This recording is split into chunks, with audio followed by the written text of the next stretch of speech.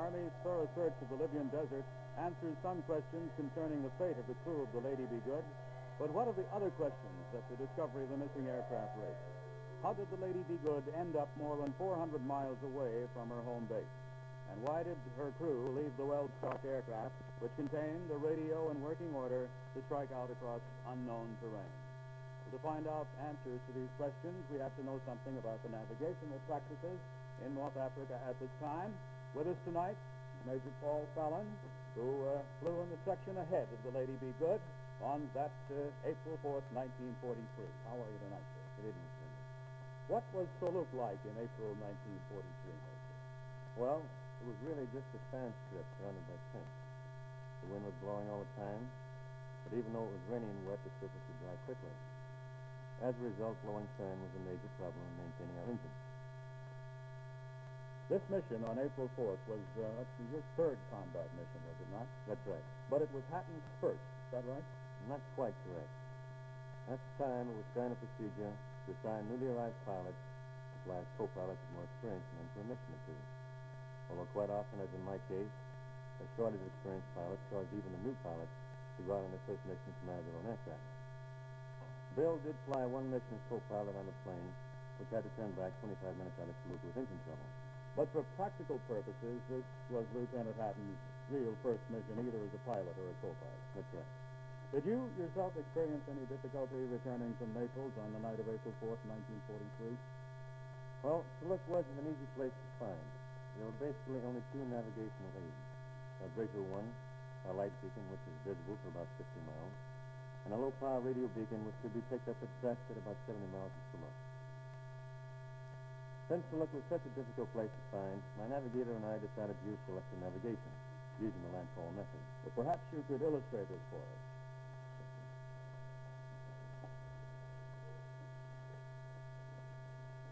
With a known position here, and flying with unreliable winds, we did not aim directly at Benghazi. We halted and attempted to determine a heading which would take us directly over the base would be unrealistic. Consequently, we determined a heading which, regardless of the direction of the wind, would bring the aircraft definitely to a point west of Benghazi. The problem was the relative strength of the wind. On this relied the accuracy of our ETA at this approximate point. Here is where we use celestial navigation. We stayed above the clouds as much as possible to enable the navigator to shoot a series of star lines. Each one of these star lines gave him an accurate position of his latitude. So, after the first two or three of these, taken at approximately half-hour intervals, the navigator could get an accurate reading of our ground speed. This meant that since we knew we would arrive at some point along a reference line due west of Benghazi, taking the latitude of Benghazi as a reference, and knowing our ground speed, we could almost tell to the minute when we had reached this line. Upon reaching this line, we turned east. Since our original heading was such that we couldn't be more than, say, 100 miles west of Benghazi, the relative effect of the winds in this short flight toward base was considerably less than the long trip from Naples to Soluk. And we knew exactly which side of the base we'd be on. In actual fact, I picked up the radio home within a few minutes after turning, and letting down through the clouds, I picked up the light beacon. Well, now, did most of the planes use this method of returning home, celestial navigation, rather than dead reckoning, maybe? I would say yes. Even though star lines only give you your latitude, you at least know your relative position. While with dead reckoning, your wind information has to be completely reliable, or you can be lost. I see. Thank you very much, Major Fallon. With us tonight, with more information about circumstances surrounding the disappearance of the Lady Be Good, and to help us put the pieces of this puzzle together, is Colonel Norman C. Appold, Assistant to the Commander, Air Research and Development Command. Colonel Appold was on April 4th, 1943. On that date, the operations officer of the Lady Be Good squad. Good evening, Colonel. Good evening, Mr. Edwards. First of all, do you remember the night that the Lady Be Good disappeared? Yes. I remember that the plane was overdue and received the report that she had asked for a bearing from the Benina HFDF station. I also remember that our group alerted all of the American and Allied radio stations and the airfields on the Mediterranean coast to the fact that she was overdue, and asked them to keep their ears open for her. What do you think happened to the Lady Be Good, Tony? Well, let us go to the map here.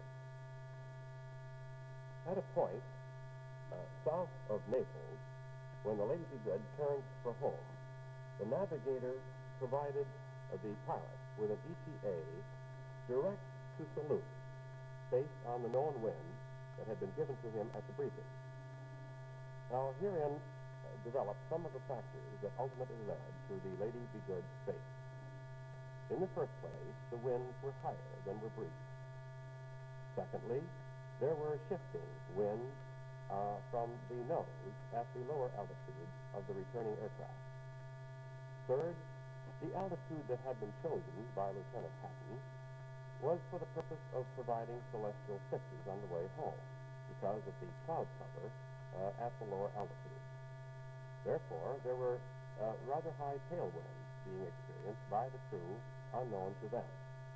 Now, the tailwinds increased the ground speed so that the aircraft's arrival over Salute would be well ahead of their calculated estimated time of arrival. The question of celestial fixes was explained, or could be explained generally this way.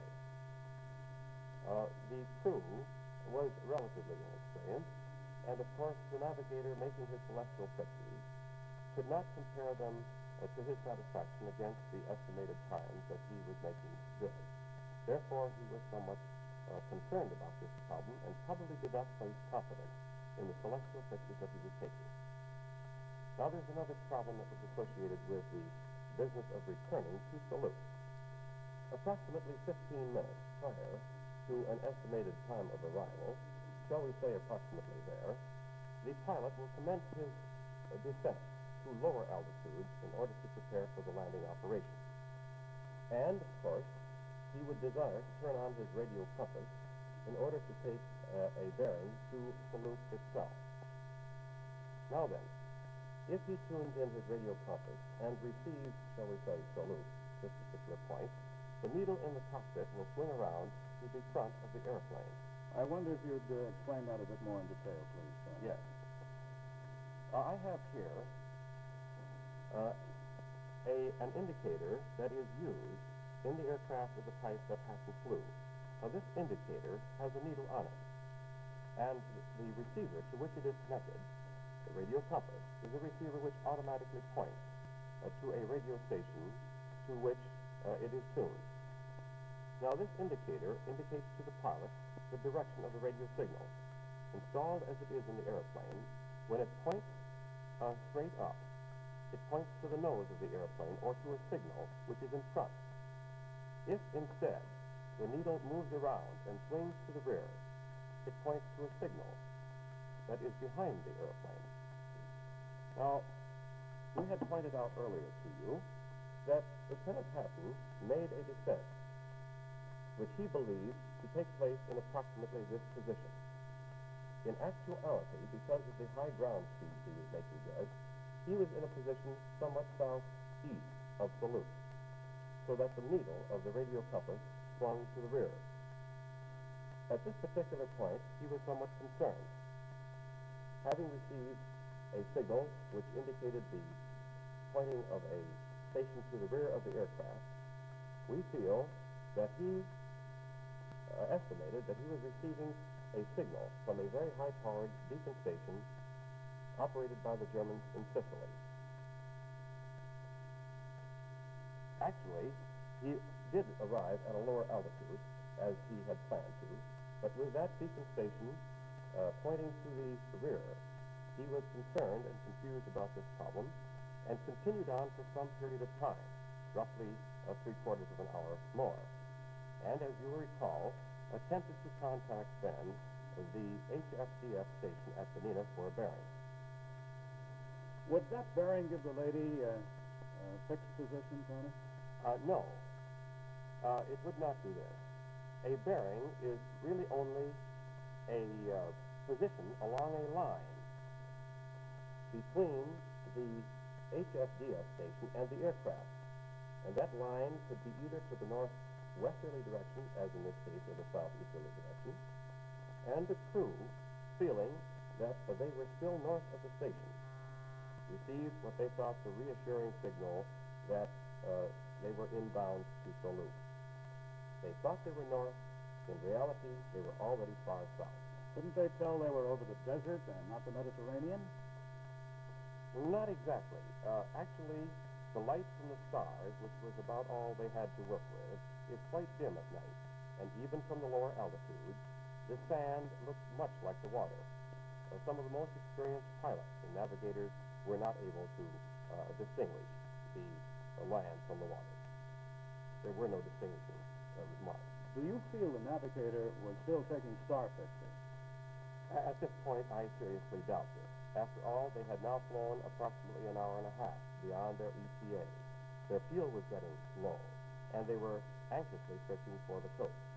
Well, now, what about the radio? Why didn't they use it? Well, I frankly believe that they did use their radio again. Now, after all, the pilot was quite concerned about the situation that he was in, and he was attempting, I believe, in some way to ascertain his exact position, even to the extent of again turning on his command receiver and listening for signals that might give him a clue that he was in the vicinity of Duluth. Actually, I believe that he might have transmitted on his VHF very high-frequency transmitter, which had shorter range than the transmitter of the radio operator, and requested some assistance in his dilemma. But he was too far south of Duluth to be heard. Pilots, of course, are eternally optimistic, and not having an exact idea of where he was, he continued to forge ahead. The entire crew was alerted for an emergency, and not wanting to bail out over water, they decided to maintain altitude as long as possible. One engine failed, and then the pilot returned the aircraft, still searching for what he thought was land ahead. Finally, after the second engine went out, they saw, we believe, what were the first signs of land, the dark and rocky patches ahead, the dunes against the low plateau. They believed now they were over land and continued southeast to find Duluth, Benina, or Benghazi. Finally, the crew was alerted on standby, and I'm sure that Lieutenant Patton advised them that in the event of bailout, since they had passed over a shoreline, that they should head north after bailout. The third engine failed, and the pilot then ordered bailout, made his final trim adjustments, and bailed out himself. Why do you think they made no effort to find the plane? Well, after all, at this particular point, they felt they had crossed some indication of a coastline, and they had better head north for that coastline rather than search for an aircraft which was lost in the desert to the south. They thought they perhaps even could make it in one night of marching, and they headed north into the sand seas instead of the water. What do you think are the major factors which contributed to the loss of the Lady Be Good, Colonel? Well, I believe, Mr. Edwards, that there are 5 major factors. First, the higher headwinds on the way to the target than those that they received at the briefing. Secondly, the higher altitude on return gave them a higher ground speed than anticipated. Third, interpretation of the radio compass. Fourth, the HSDF bearing from Benina. And fifth, the amazing similarity of the desert and water areas. Thank you very much, Colonel Apple.